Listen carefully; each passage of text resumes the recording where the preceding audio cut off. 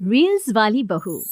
प्रज्ञा को रील्स बनाने का बड़ा ही क्रेज है और वो दिन भर रील्स बनाती रहती है।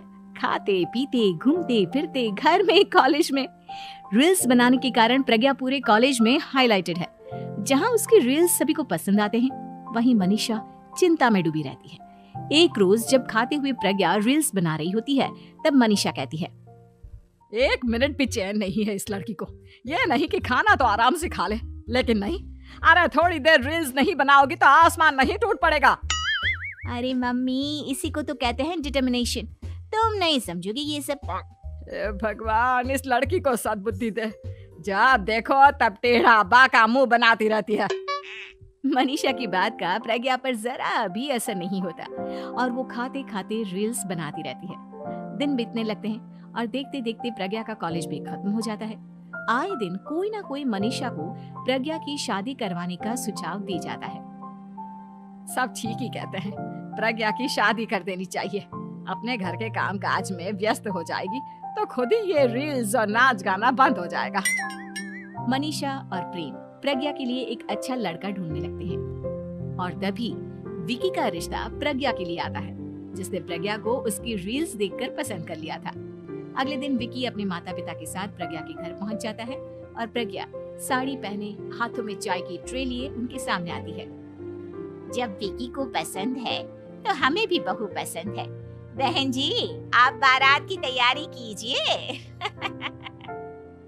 एक बार लड़का लड़की अकेले में बात कर ले तो अच्छा रहेगा। हाँ हाँ, क्यों नहीं। मनीषा विकी को प्रज्ञा के कमरे में भेजती है, जहां प्रज्ञा पहले से ही रील्स बना रही होती है।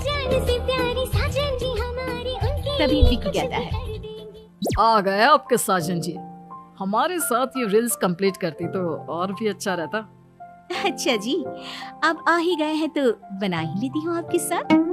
दोनों मिलकर रील्स बनाते हैं। जब वी मीट और तुरंत पोस्ट भी कर देते हैं। फिर विकी कहता है, जब आप साड़ी में चाय लेकर आए तब मुझे लगा कि कहीं मैं गलत घर में तो नहीं आ गया। अब सही है। दोनों की शादी पक्की हो जाती है और शादी के दिन भी प्रज्ञा रील्स बनाने से चूकती नहीं। यहाँ तक कि बारात के समय भी नाचते हुए रील्स बनाती है। सभी लोग प्रज्ञा की तारीफ के पुल बांध देते हैं और प्रज्ञा नाचती गाती अपने ससुराल चली जाती है। सब कुछ अच्छा चल रहा होता है। प्रज्ञा यहाँ भी दिन भर हर चीज की रील्स बनाती रहती है। लेकिन कुछ दिनों के बाद जब सुनीता कहती है, बहू, ये रील्स के साथ साथ कुछ काम भी कर लिया करो। वैसे तुझे और क्या क्या बनाना आता है? मम्मी जी, वैसे तो सब कहते हैं कि मैं सब कुछ अच्छा बनाती हूँ, लेकिन मुझे लगता है कि मैं मैगी अच्छा बना लेती हूँ। हाँ, कॉफी भी अच्छा बना लेती हूँ और मुंह तो सबसे अच्छा बना लेती हूँ। हैं? अच्छा अच्छा। सुनीता अपना माथा पकड़ लेती है और कहती है, बहू, कुछ खाना बनाना भी सीख लेती। मम्मी जी, मैं लंबी प्लानिंग कर रही हूँ। जल्दी ही मैं इतनी फेमस हो जाऊंगी कि मुझे पैसे मिलने लगेंगे। हम दोनों सास बहू राज करेंगे, राज। नौकर काम करेंगे और लोगों की तो लाइन लगेगी हमसे मिलने के लिए। तेरा दिमाग खराब हो गया है क्या बहू? हंसी मजाक तक ठीक है, लेकिन इस तरह घर नहीं चलते। जितना जल्दी हो इस घर के तौर तरीकों को सीख लो। प्रज्ञा मुंह घुमाकर चली जाती है और तुरंत उसी वक्त एक रील बनाती है। ये देख सुनीता का गुस्सा 7वें आसमान पर चला जाता है और विक्की के घर आती ही सुनीता उसे सब कुछ बताती है। विक्की भी अब प्रज्ञा की इन हरकतों से परेशान हो जाता है। तुम टेंशन मत लो मम्मा, मैं देख लूंगा। विक्की कमरे में जाता है तो देखता है कि प्रज्ञा रील्स बना रही है।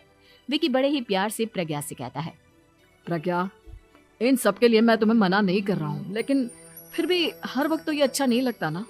समझने की कोशिश करो, मुझे भी तुम्हारा थोड़ा वक्त चाहिए। मैं जब ऑफिस से आता हूँ तो मुझे समय देने की जगह इसी में लगे रहते हो। तुम ज्यादा ही सोच रहे हो। तुम भी मेरे साथ रील्स बनाओ ना, तुम्हें भी बहुत अच्छा लगेगा। तुम्हें इज्जत से कोई बात समझ में नहीं आती क्या? दिमाग खराब हो गया है तुम्हारा इस चकाचौंध से। अगर तुमने अपना रवैया नहीं बदला तो मैं तुमसे दूर चला जाऊंगा। तुम ही रिश्ता लेकर आए थे, मुझे लड़कों की कमी नहीं थी और ना आज है। विकी दरवाजा पटक कर चला जाता है। धीरे धीरे विकी प्रज्ञा से दूर होता जाता है। एक रोज मनीषा प्रज्ञा के ससुराल उससे मिलने जाती है। तब सुनीता उससे कहती है, बहन जी, अब आई हैं तो कुछ दिन यहाँ रहकर जाइएगा, आप ही का घर है। हाँ मम्मी, बहुत दिन हो गए तुम्हारे साथ एक भी रील नहीं बनाई मैंने। प्रज्ञा तुरंत अपने फोन में रील्स ऑन कर लेती है। ये सब मुझसे नहीं होगा। तेरा ये भूत अभी तक नहीं उतरा क्या? बहन जी, आप कुछ कहती नहीं क्या इसे?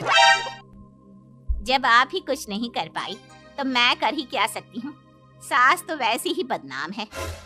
शाम को घर की लाइट चली जाती है और मनीषा प्रज्ञा से कहती है, मेरे घुटनों में बहुत दर्द हो रहा है, तू लाइट का कुछ इंतजाम करना बेटा। अच्छा, कैंडल जला देती हूँ मम्मा। प्रज्ञा गाते हुए कैंडल जलाती है और खिड़की के पर्दे के पास रख देती है। मनीषा, जिसे बहुत दर्द हो रहा है, वो सो जाती है और प्रज्ञा हमेशा की तरह अपने रील्स में लग जाती है। उधर कैंडल की वजह से पर्दा आग पकड़ लेता है और मनीषा के कमरे में आग लग जाती है। बचाओ, कोई है, बचाओ। सभी भागते हैं और विकी कमरे की आग बुझाने में लग जाता है, लेकिन तब तक मनीषा आधी जल चुकी थी। मनीषा की हालत देख प्रज्ञा रोने लगती है। विकी मनीषा को तुरंत हॉस्पिटल ले जाता है और उसे एडमिट कराता है। विकी प्रज्ञा से कहता है, देख लिया ना, तुम्हारे इस नाच गाने की वजह से आज तुम्हारी माँ की जान जाते जाते रह गई। अब पता नहीं तुम और क्या चाहती हो। उधर डॉक्टर कहते हैं, इनकी हालत बहुत नाजुक है, आधे से ज्यादा जल चुकी है। प्रज्ञा रोती हुई मंदिर में जाती है और भगवान के आगे जाकर कहती है, भगवान, मेरी माँ को ठीक कर दो। मैं कसम खाती हूँ, हाथ से ये रील्स बनाना छोड़ दूंगी। बस मुझे मेरी माँ वापस मिल जाए। 2 दिन बीत जाते हैं और मनीषा खतरे से बाहर आ जाती है। पेशेंट अब ठीक है, आप लोग उनसे मिल सकते हो। सब कोई मनीषा से मिलता है और प्रज्ञा सबके सामने अपना फोन तोड़ देती है। मुझे माफ कर दो मम्मा, मैंने तुम लोगों की बातों को नजरअंदाज किया। बेटा, कोई भी चीज जरूरत से ज्यादा खराब है। मैंने तुम्हें रील्स बनाने से कभी मना नहीं किया, लेकिन हर वक्त एक ही चीज तो सही नहीं है। मैं समझ गई हूँ मम्मा, आई एम सॉरी। प्रज्ञा उस दिन से रील्स बनाना छोड़ देती है और पूरी तरह से अपने घर में लग जाती है।